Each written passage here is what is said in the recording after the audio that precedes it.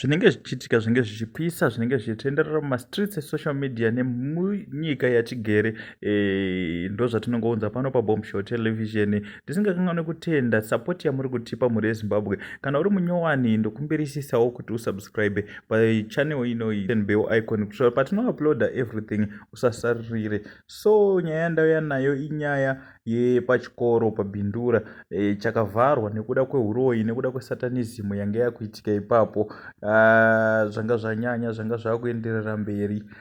Saka pane nyaya yandoda kutsanangurira asi ndisati ndapinda munyaya yangu. Pane this picture rabuda pascreen apo rasekuru munisi wekuwadzana 6 vanhu vabatsira vanhu vakawanda. So kana une dambudziko rako unogona kuvabata, nhamba ndidzo dzavo dziri pascreen idzo. So and don't forget to advertise your businesses with us. Unongotibata toita munyati wacho. Kana tasvika 10,000 masubscribers guys, 50% off discount yatichingoita tichiita tichifambira mberi nebasa pachedu. Ndimi munotisapota, ndimi munotiendesa kumberi. Pasina imimi pana Bombshell Television.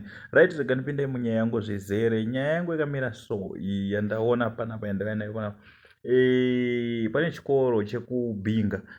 Pamero bhinga inotongozikanwa, hakuna hayo nzvimbo isina uroyi, but bhinga inotongozikanwa kuti munhu akataura ndakuendera kubhinga anenge ari mahwani. Bhinga nemalawi inotofananidzwa nenyika, but anyways vana ipapapo vanga vakuita zvekuita nge vakupenga, kuita nge vakudzungaira, vamwe vachitouraya vamwe vana nekuda kwechimweya changa chimweya wesatanism wanga uri pachikoro ipapo. So chikoro chakatovharwa.